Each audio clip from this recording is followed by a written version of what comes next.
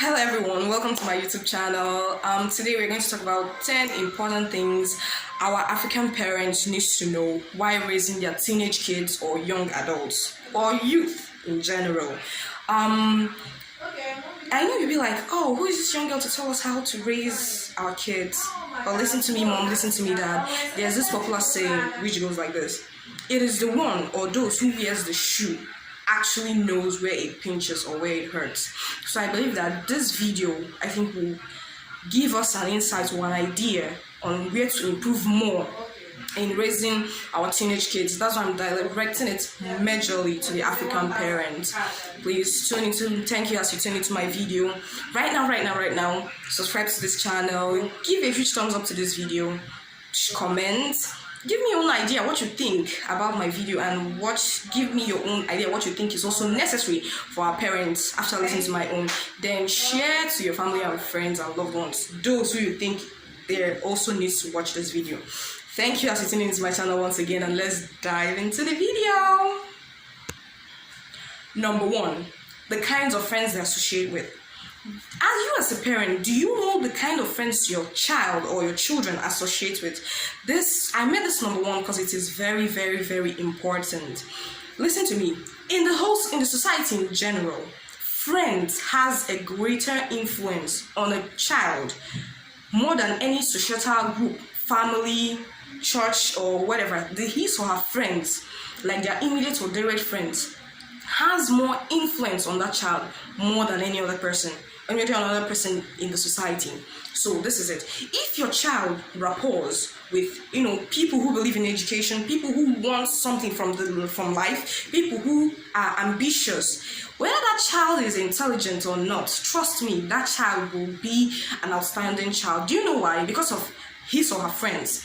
He wants to be like their friends. That's why I said friends has a greater influence, because anybody in society wants to measure up with their mates, with their friends, especially their friends. So, because I believe in this popular saying which says, show me your friend and I will tell you who you are.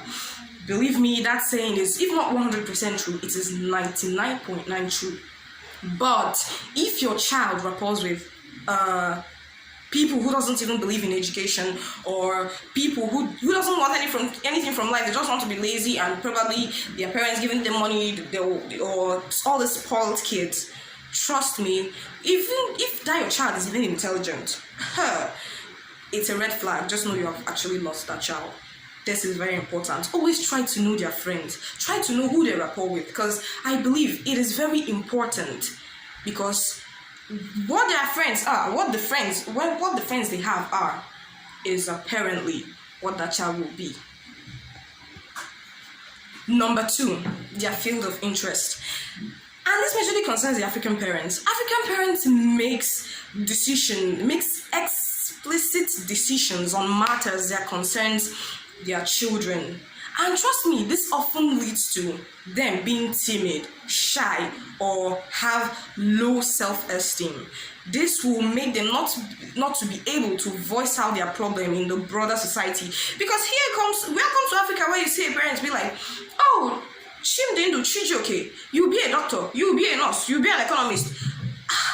Trust me, it's a red flag for that children. I believe God created everyone to this world. Everyone has different personality, different kind of spirit, and different kind of energy. You cannot just allot a career or give a child what the child doesn't even have the energy, or the child is not capable of doing. It's like a body. Few of them normally fit into it, but that child might grow up wanting to be a lawyer, and you want he or she to be a doctor, while the person is not medically inclined or wants stuff that deals with the hospital and other stuff.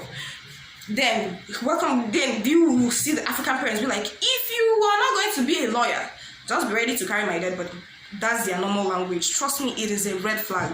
It's a red flag for that child, because at the end, even when the child goes to the field of law or the field of medicine or law that you want he or she to be, one is that child will not be the best in that field. he will be struggling just to make you happy. And at the end, that child will not be happy. He or she will not be good doing that course of study because he will not be happy. He will always be, oh my God, I'm just doing this for my mom. And he or she will end up losing it. Maybe when you later in life, the person didn't make it through that education, that course of study, he or she will be useless for life. You'll be like, oh, my mom made me this, they will always blame their parents. And you know, that's not good. It's not good at all. So I implore the parents, our African parents today, to always let their child or let their children, when they come to a particular stage in their education, just give them that chance to ask them, what do you feel like you want to be? What do you like? What motivates you? Because believe me, if a child goes in what motivates he or she, that child will give his best or her best to that. It just will be the best in that course because this is what he loves, this is what he wants, and he will go to that direction. And trust me, he or she will be a guru in that field. So let's that be noted. Let that be noted, please. Our African parents should always let us make a decision. Their major role is just to guide that child in the proper way, like in the proper education setup. And let that child make their decision when it comes to their career. Please, it is very important. Number three, using physical form of punishment. Sometimes it's needed, but it's not always necessary. Trust me. Such as physical punishment, such as caning, spanking, knocking on their head, giving them like serious or corporal punishment. Oh, trust me. I know sometimes it's needed, but it's not always necessary. Because let me tell you, if a child wants to be bad, that child will be bad. If a child wants to be good, that child will be good. So when you want to correct a child, maybe he or she did something, especially when they are teenagers, they are no longer babies. Trust me, they already know the goods and bad, though. They already know it. You just need to convince them that this is wrong. Try to talk to them, because when you talk to them and not using physical punishment, they build this trust in you, that this confidence that, oh, my mom got my back. Don't even do this, because you know what, that will hurt dad a lot. So you see, this is the physical form of punishment is not always necessary, because I believe African parents, one small thing, they'll be like bam bam bam bam, they'll just want to kill that child. Trust me, it's not always encourage your kids. You see, encouragement is very vital on a teenage or a young child or a young adult's life. African parents are usually lack this part, because the African parents are always out for your mistakes or that little thing that you didn't do right. But trust me, mom, trust me, dad, if you will encourage your kid, even the littlest thing that child did right, always be like, wow, wonderful, you did it great. You will, in fact, I'll buy you biscuits or anything motivational you think you can offer them at that point. Always encourage them, especially in their academics. When even that child gets third or fourth position or in B in class, always be like, wow, you did well, but just you have to do better. Yes, but you have to encourage that child. Tell that child that child you can still do it. Always give them that word of encouragement. Trust me, mom, trust me, dad. It will motivate them to do better. They will do better than what they even did, because they always know this makes my mom happy and I will do it. And she really loved it, and she praised me the one I did lastly, and she will do more. That child will be encouraged and motivated to do better things. That's why I feel that this one is very important and vital. We should always try to encourage our kids. Do you know your child's strength and weakness? This is another important topic, because children, that's why I said this thing earlier, that people come out to this world with different personalities. So my strength might be being able to last longer in a conversation and know how to express myself. Some kids' weakness doesn't know how to express it. They don't even know how to ask for something, because they don't just feel comfortable asking. So as an African parent, we should always be interested in knowing our child's weakness, what we'll do and our child will be happy, and what our child can do and what our child cannot do. Because everybody in this world has his or her strength and weakness. So we should always be out to know what their strength is and what their weakness might be. And trust me, if you learn their weakness, don't ever use it against them, because it will make them lose their sense of trust in you. They will just totally lose it, because when you protect them, if you know their sense of weakness and what you feel like they can't really do, always support them in that area, help them, encourage them. They will build this sense of trust and, oh, my dad really cares. Trust me, always know their sense of weakness and help them in that area. And if it's the one you need to help them build, that is when you will know that, oh, my child needs to be vocal enough. Then you train them, you be concentrated in that area and train and maybe build them more if that weakness is needed to be, sorted out. Yeah. Another important question you need to ask yourself is, what is your parenting style? In this world, I think there are 4 major types of parenting style: the authoritarian, the authoritative, the permissive, and the uninvolved. You also need to know your parenting style, because I think this is where our parents need to touch mostly. I think we have the first parenting style, the authoritarian parenting style. This one is not a good parenting style. I think authoritarian parenting style is where the parents are too strict. They are strict with punishments. When they ask you to stand there, you stand there. When they ask you to do this, you do that. It makes the kids, they'll have this fear. They won't be able to speak out when they need to. You won't even know when they are in trouble or when they are not in trouble. This is very important. The authoritarian type of parenting style, don't even go there. It's not good at all. Then we have the second one, the authoritative parenting style, or the balanced parenting style. This is the best form of parenting style, whereby the parent can set strict rules and children will follow it. At the same time, their listening ears are also there. They will listen. They will tell you what's your problem. They will be at least calm in some place. They won't be too strict. They are the authoritative parenting style. They are not too strict, but that does not mean that the child will misbehave. You get me? Exactly. I think we should embrace more of the authoritative parenting style. Then for the rest of the two, that is the permissive. The permissive parenting style is where the parents, that one is not really good though. The parents are too lenient with their children. In this case, some children will lose it at this point when their parents are too lenient. You don't check their assignments, you don't do this, you don't set rules, they don't follow it. It's not good. That's why the authoritative parenting style is the best, because they do both ways. They call it the balanced parenting style. If you feel, you can also make more research on this parenting style. It is very necessary for us to know which one is the best and which one to follow. Then the uninvolved parenting style, of course, as the name implies, uninvolved. This parenting style usually happens in broken homes, where the parents don't even care. You don't care whether your child went to school today.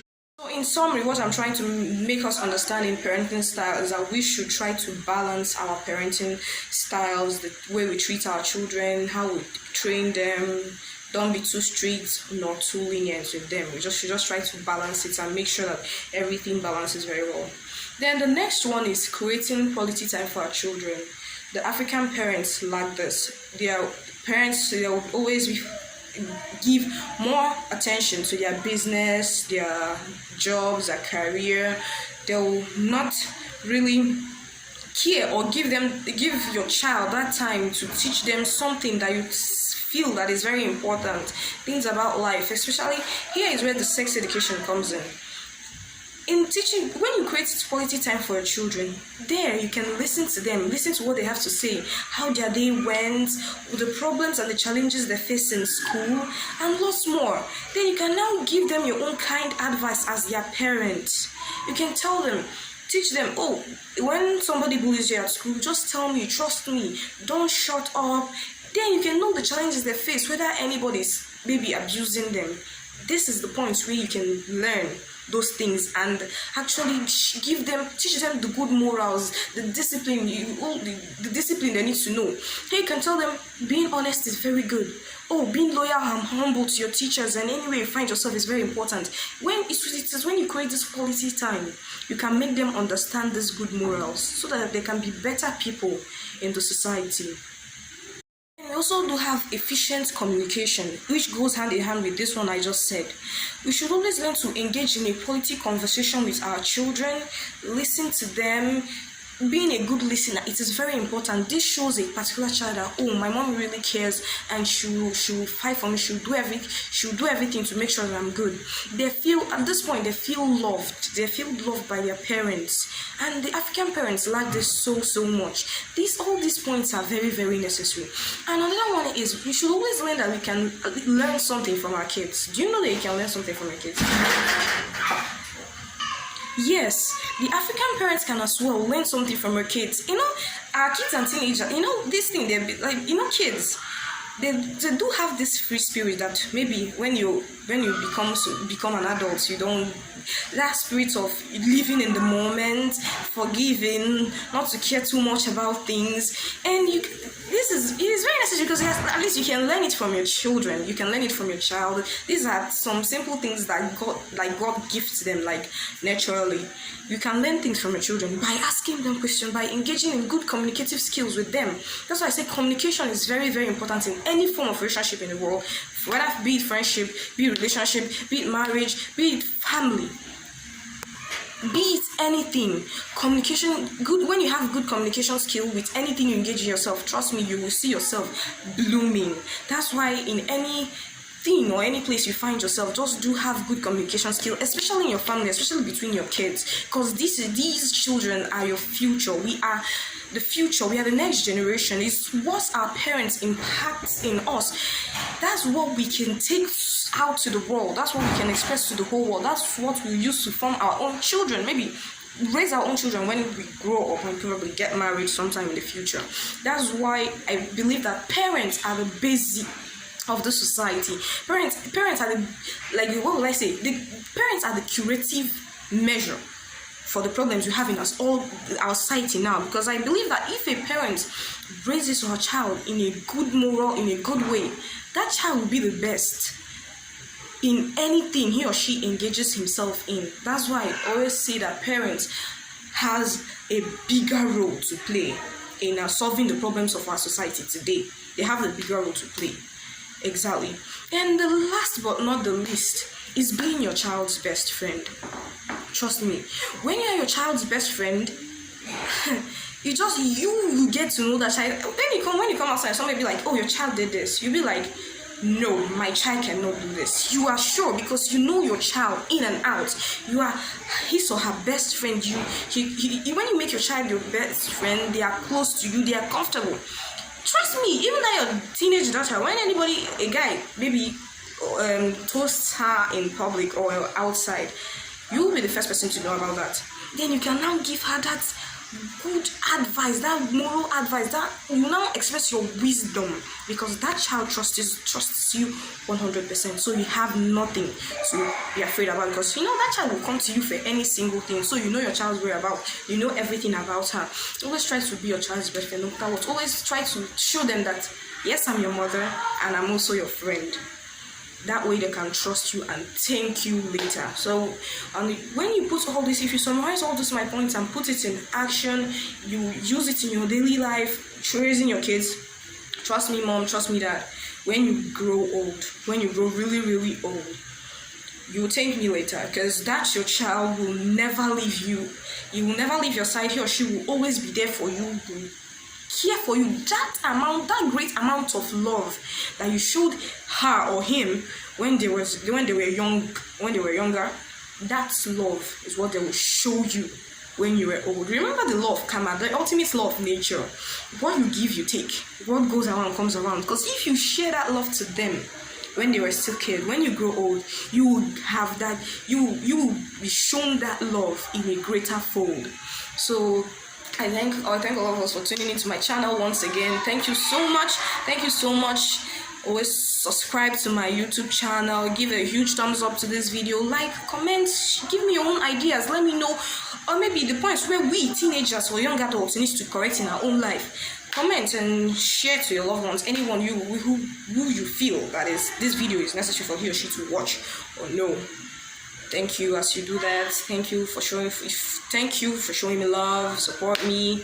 Thank you for everything. I would always thank our parents out there, because these people are unique. Our parents are our parents are those who make us who we are tomorrow. So if we become somebody in future, we're like, oh, I can't do this without my parents. That is so encouraging. You makes you all as parents really proud, and I believe and I pray that all your children, all your child, all your teenage kids, or your young adults will always make you proud, or they will make you proud. They will surely make you proud in future. Thank you.